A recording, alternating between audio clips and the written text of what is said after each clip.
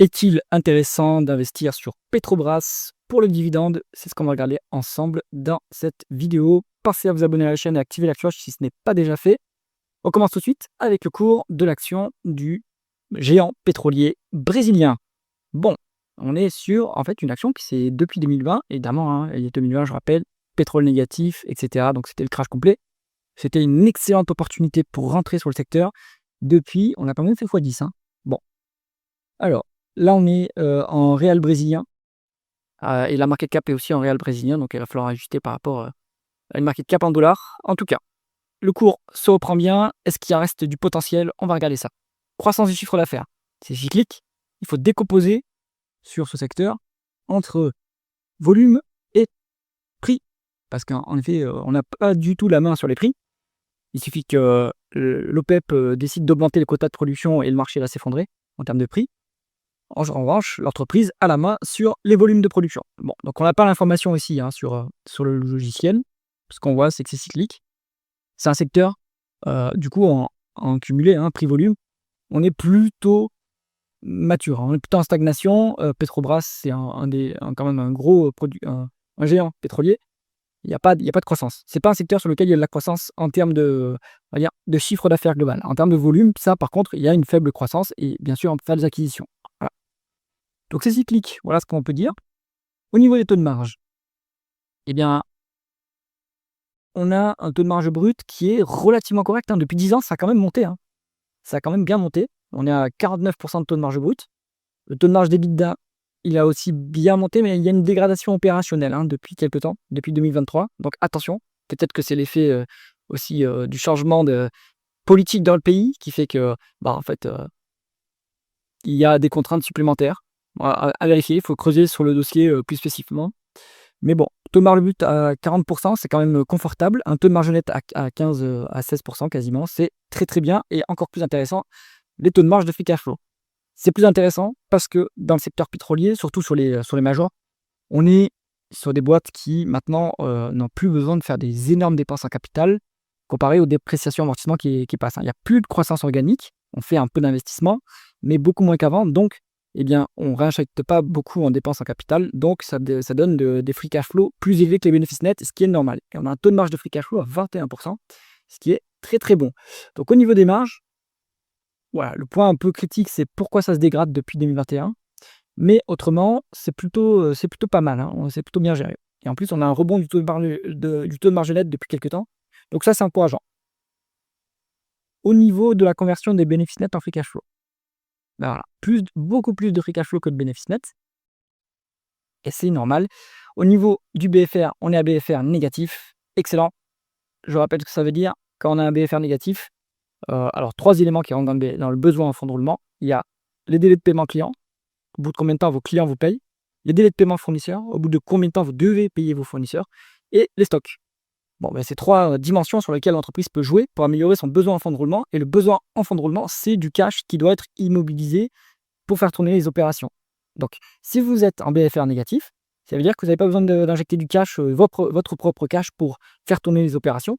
Ça veut surtout dire que ce sont les clients qui vous payent vos opérations, en fait. En recevant les paiements des clients, vous avez du cash qui vous permet de faire tourner les activités. Donc, c'est très bien.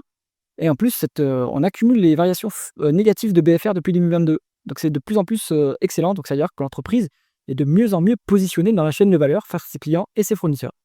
Donc, c'est plutôt encourageant. Alors, on n'a pas le BFR à juin 2025, mais bon, vu la trajectoire de la variation, je pense qu'on est plutôt pas mal. Alors, au niveau des dépréciations amortissements et de la dépense en capital, dépréciation amortissement supérieure à la dépense en capital, on a quand même du other and cash items. Donc là, il faut aller voir de quoi il s'agit dans les tableaux de flux de trésorerie. Et ça fait gonfler les free cash flow, évidemment. Donc c'est pour ça qu'on se retrouve à 2 milliards, alors 2 trilliards de réal brésilien en plus par rapport aux bénéfices nets. Bon, ça nous dit que l'entreprise, elle n'investit plus dans son appareil productif. Mais c'est normal, on est sur un marché qui est en décroissance. Alors, au mieux, en maturité, au pire, en décroissance. Ça dépend des régions. Bon, dans ce profil-là de croissance, on n'injecte plus de dépenses en capital. Donc, on a des free cash flow qui sont supérieurs aux bénéfices nets. C'est normal. Et donc, pour valoriser Petrobras, on va regarder l'endettement, mais sinon, si entre les free cash flow et les bénéfices nets, il vaut mieux choisir les free cash flow pour valoriser plus justement l'entreprise.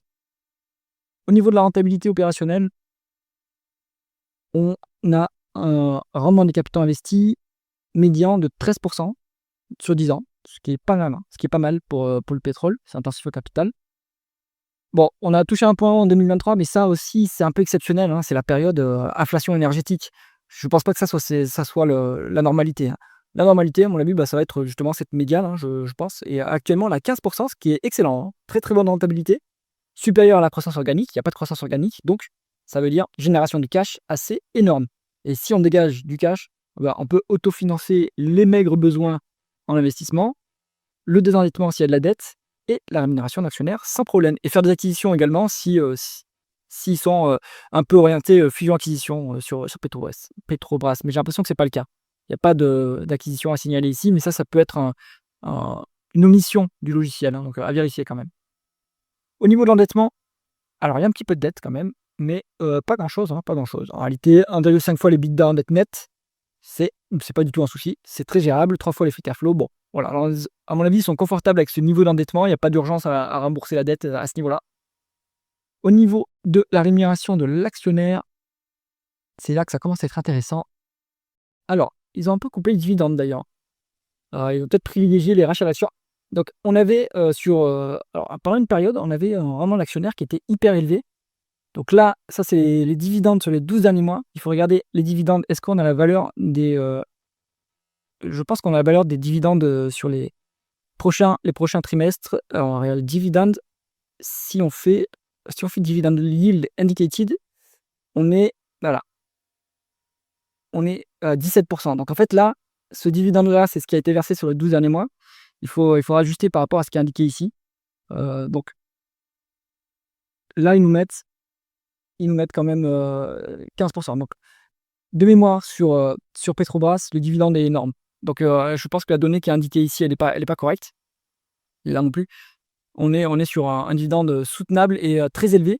Il y a eu des rachats d'actions en plus sur 2023, ce qui était pertinent au vu de la valorisation. Donc, je vais aller vérifier quand même le niveau de dividende qui sera donné pour 2025. Bon, là j'ai trouvé l'info sur Yahoo Finance. Bon, elles nous mettent quand même des dividendes relativement élevés, hein. Donc, le payout ratio est élevé, mais ça, le payout ratio, il est par rapport aux bénéfices nets. On a vu que les free cash flow sont largement plus élevés que les bénéfices nets. Donc, ce payout ratio, en fait, il est plus faible en réalité. Voilà. En moyenne, ils nous mettent que le rendement du dividende sur 5 ans, c'est du 23%. Là, c'est colossal, hein. Là, ils nous mettent que sur le forward annuel, donc c'est-à-dire sur 2025, ou sur les 12 prochains mois plutôt, ça sera du 16%. Voilà, donc là, cette info, elle est incorrecte. Petrobras, c'est une machine à dividendes. Alors, vous avez deux options pour du Petrobras, hein. Vous avez soit la DR qui est cotée à New York, vous serez payé en dollars, soit l'action cotée à la bourse de Sao Paulo, mais là, il faut avoir accès à cette bourse-là, et vous serez payé en réal brésilien. Bon, donc à vous de voir, si vous touchez votre dividende en réal brésilien, après, rien ne nous empêche de convertir en monnaie un peu plus solide, hein, sans problème. Bon, donc dividende colossal, hein, minimum 15%, il faudrait vérifier, parce qu'en fait, ils versent des dividendes trimestriels, donc ça varie à chaque publication. C'est pour ça que la donnée est un peu fausse ici. Voilà. En tout cas, on peut être sûr que c'est au-dessus de 15%, sans trop de problème. Au niveau de la valorisation, on va se mettre en valeur d'entreprise sur EBITDA. Bon, ça se paye moins que rien. En fait, vous avez deux facteurs. À mon avis, il y a plusieurs facteurs qui expliquent pourquoi ça se paye pas très cher. On est dans le pétrole et le gaz. Il n'y a pas beaucoup de croissance. Donc, pétrole et gaz, c'est-à-dire pas ESG. Donc, les institutionnels qui sont ESG, ils ne peuvent pas investir dedans. Donc, ça donne des multiples bas. Marché en décroissance ou en tout cas en maturité. Donc, ça donne multiples bas. Et puis, vous êtes au Brésil, hein, donc avec un risque politique un peu plus grand que, par exemple, sur les entreprises américaines ou européennes. Donc, voilà, ce sont des facteurs qui peuvent expliquer des multiples très bas. Le point bas était atteint à 1,5 en 2023. Bon, là, la médiane, c'est 4,6. C'est même 4,6, c'est pas très cher payé, hein. Je pense qu'en excès, on peut retourner quand même à du 5, ce qui n'est pas énorme non plus, hein. Donc, vous avez quand même de la marge, hein, d'expansion de multiples sur Petrobras. Et c'est en train de se produire. On a une tranquille expansion des multiples moi, je pense que ça peut se poursuivre jusqu'à du 5 fois. Et si on compare face aux concurrents, hop, je vous ai mis ici. Alors, on va rester sur market cap et valeur entreprise sur EBITDA. Donc je vous ai mis Exxon, Chevron, Total Energy et Shell. On voit qu'en termes de taille, bon, qu'on n'a pas l'info sur Petrobras, malheureusement. Ils ne nous mettent pas, ouais, comme c'est un réel brésilien, ils ne nous mettent pas la conversion. Bon. Donc si on se focus uniquement sur la valorisation, un Petrobras, à mon avis, c'est comparable à du Shell ou à du Total. Bon, c'est la moins chère. C'est la moins chère entre Shell, Total, Exxon et Chevron. Alors Exxon et Chevron, c'est coté aux US, donc c'est un peu plus valorisé que les boîtes européennes. Mais Petrobras, c'est quand même moins valorisé que du Shell et du Total Energy.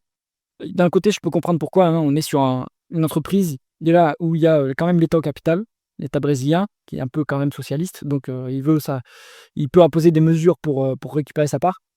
Et en plus, on est sur un pays avec un risque politique un peu plus élevé que du Total ou du Shell. Donc ça, c'est à prendre en considération. Maintenant, on peut noter assez clairement que depuis 2023, les multiples sont en expansion pour tous les acteurs. Donc, il n'y a pas de raison que Petrobras n'en profite pas non plus, sauf accident, évidemment, accident politique, je dirais. Mais sinon, on est sur une phase tranquille d'expansion des multiples sur le secteur. Ça peut, voilà, pour du Petrobras, à mon avis, c'est pas déconnant de viser du 5 fois la valeur entreprise sur EBITDA, ce qui reste très, très peu cher. Donc, pour moi, il y a du potentiel. Et si vous... Voilà, il y a du potentiel d'expansion de multiples, et en attendant, vous avez un dividende copieux que vous pouvez soit retirer, soit investir dans l'entreprise, soit investir ailleurs. Enfin, vous en faites ce que vous voulez. Mais ça vous diminue aussi le risque du dossier, ce gros dividende. Donc, je pense que Petrobras, ça reste intéressant à ce niveau. Ce n'est pas un conseil d'investissement. Si cette analyse vous a plu, mettez un pouce vers le haut et pensez à vous abonner à la chaîne. À bientôt.